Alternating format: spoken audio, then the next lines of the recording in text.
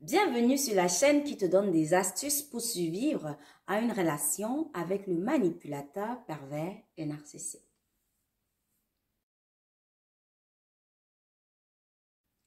Bonjour à toi qui me regarde, appelle-moi Jay. Alors aujourd'hui, on va parler du manipulateur et la solitude. Alors, on a ici deux concepts, mais tu vas comprendre pourquoi ces deux concepts-là vont quand même de pair. Il y a une relation vraiment fusionnelle entre les deux. On va dire on a un lien très fort entre le manipulateur et la solitude. Si tu as déjà été en couple avec un manipulateur pervers et narcissique, alors tu comprends certainement de quoi je parle. Alors, quand tu es en couple avec le manipulateur, c'est une personne qui, bien sûr, après que l'étape de la lune de miel soit terminée, l'étape où il t'idolâtrait, où tu étais comme son tout, où tu étais une personne dont il avait besoin, une personne merveilleuse, quand cette étape-là est terminée, quand cette étape-là est passée, le manipulateur commence à te traiter comme une MERDE. Le manipulateur n'a plus ton temps, il ne veut pas te voir, juste son regard t'intimide et tu as envie de le laisser tout seul. Et c'est là qu'on voit la solitude. Le manipulateur, quand tu le regardes au premier abord, le manipulateur a l'impression, en fait, il donne l'impression d'être une personne très occupée, d'être une personne dont tout lui a réussi, une personne qui a beaucoup d'amis, une personne qui a une vie pas du tout ennuyeuse, une personne vraiment très occupée, très positive, etc. Tout ce qui va avec. Mais dans le fond, le manipulateur, c'est une personne qui se sent très seule. J'ai d'abord pris l'exemple d'une personne qui est en couple avec le manipulateur. Après l'étape de la lune de miel, sa façon de te traiter te donne envie de le quitter, te donne envie de le laisser tout seul, te pousse, même si tu ne veux pas parce que tu es amoureuse, de le laisser seul, parfois dans son coin, parce que tu ne veux pas le déranger, parce que justement, il t'a donné l'impression que tu le déranges. C'est ça. Le manipulateur, dès que ton énergie ne l'intéresse plus, tu l'agaces. Rien que son regard te montre que tu l'agaces, que tu es de trop dans la pièce, alors tu le laisses tout seul. Parfois, il te fait comprendre, il te fait croire qu'il a du travail, qu'il a des choses à faire, qu'il a besoin de réfléchir. Pardon. Erreur, le manipulateur déteste être tout seul. Le manipulateur, justement, a peur de la solitude pour plusieurs raisons. La première, c'est que le manipulateur ne veut pas tout simplement réfléchir, se mettre en question, tout ce qui va avec l'esprit, le cerveau ou l'élévation, tout ça. Le manipulateur déteste ça parce que ça risque réveiller son côté empathique qu'il a tué depuis très longtemps. Il risque de commencer à se poser des questions, mais est-ce que j'ai bien fait? Est-ce que je traite bien cette personne? Est-ce que j'ai bien agi hier? Etc. C'est pour ça que le manipulateur, premièrement, déteste la solitude parce que justement, il ne veut pas réfléchir ou pousser sa réflexion loin au point de se remettre en question, au point de s'inquiéter de son attitude. Parce que c'est une personne qui veut foncer toujours tête baissée, regarder vers l'avant. Deuxièmement, et plus important, le manipulateur a peur de la solitude parce que le manipulateur, certainement, dans son passé, dans son enfance, s'est vu abandonné par un parent ou par une personne qui lui était chère. Peut-être cette personne est morte, mais dans l'esprit du pauvre enfant, il s'est dit « Je suis abandonné, je me sens seul ». Peut-être qu'il s'est senti mal aimé par un de ses parents ou voire même par les deux, pourquoi pas. Donc, cet abandon-là, le manipulateur, c'est comme si c'est ça qu'il fuit en réalité dans sa vie. Donc, il passe son temps à courir parce qu'il fuit la solitude. Il ne veut pas être abandonné, se retrouver encore tout seul. Donc, dans ces stratégies qu'il met en place pour te garder, pour te manipuler, l'objectif justement, c'est parce qu'il veut se protéger, il ne veut pas ressentir cette même tristesse, cette même solitude. Du coup, quand il te met à l'écart, c'est parce que justement ton énergie ne lui suffit plus.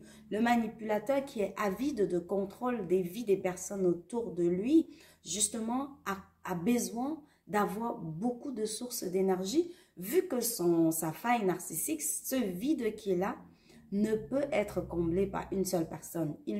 Même par le monde entier, je crois que c'est pas possible parce que ce vide est tellement grand, malheureusement. Ce vide que le manipulateur ressent au-dedans est très grand.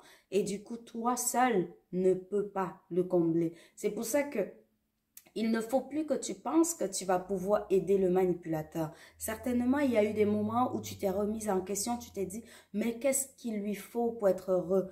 Qu'est-ce qu'il faut que je fasse de plus, etc. Non, tu ne pourras jamais combler le manipulateur. Tu ne pourras jamais satisfaire tous ses besoins parce que même lui-même, il ne connaît pas tous ses besoins. Donc, justement, quand le manipulateur veut être tout seul, c'est parce qu'il veut entretenir d'autres relations, d'autres sources d'énergie qu'il a. Peut-être il est en train de flirter avec son ex ou alors ses futurs ex ou alors même des relations auxquelles tu ne t'attends pas du tout. Donc, si le manipulateur t'a expulsé peut-être d'une pièce, euh, indirectement ou même directement, après, va sillonner là-bas, va un peu vérifier, surprends-le, tu vas voir ce qu'il fait. Il n'est pas en train de travailler, il est en train de flirter. Et les réseaux sociaux ont élargi son terrain de chasse, alors il s'amuse, le manipulateur. En fait, c'est une personne qui ne veut pas se sentir... qui ne veut pas prendre ses responsabilités. Donc, il va multiplier des flirts pour fuir. Parce que, comme je te l'ai dit, le manipulateur essaye de fuir cette solitude, ce vide qu'il a au-dedans de lui.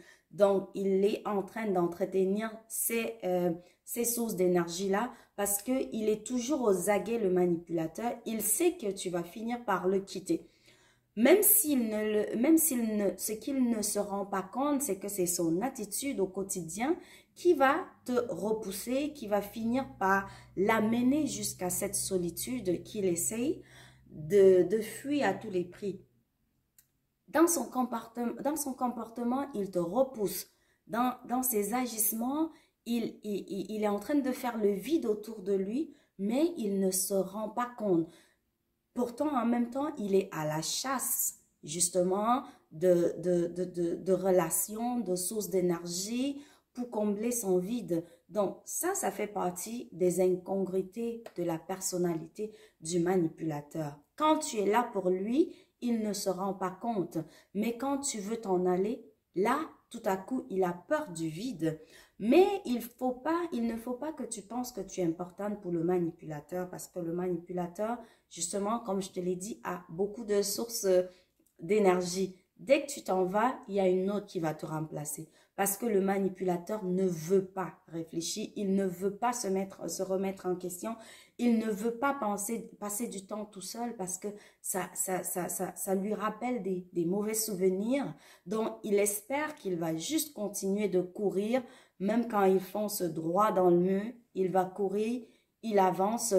Il ne corrige pas ses erreurs passées, il ne rectifie pas le tir, il essaye d'échapper à ses responsabilités et ça va continuer ainsi. Le manipulateur n'est pas capable, malheureusement, de créer des relations saines, des relations véritables et authentiques parce que justement, son vide ne le lui permet pas. Il n'a pas le temps de penser à ce qui est vraiment important. Et le résultat, c'est que le manipulateur va toujours se retrouver tout seul. Parce que avec le temps, dès que les personnes autour du manipulateur ont compris que non, cette personne-là, c'est une fraude. Cette personne-là, c'est un menteur. Cette personne n'a aucun respect pour l'humanité, pour l'humain. On va le quitter, on va le laisser tout seul. Et cette solitude qu'il s'acharne à fuir, mais de la mauvaise manière, de la mauvaise façon, va toujours le retrouver tant qu'il ne s'est pas posé et tant qu'il n'a pas demandé de l'aide aux professionnels. Donc, ce n'est pas toi qui vas aider le manipulateur. Tu ne peux rien y faire. C'est le manipulateur lui-même, on l'espère un jour peut-être, ou pas du tout, qui se rendra au bon endroit pour avoir l'aide qu'il lui faut. Alors, merci d'avoir écouté cette vidéo jusqu'à la fin et j'espère que tu as compris la relation, le lien étroit qu'il y a entre le manipulateur et la solitude. Et si tu as des commentaires ou des remarques, n'hésite pas à me les faire parvenir. Dis-moi ce que tu penses en commentaire. Bonne journée les survivants.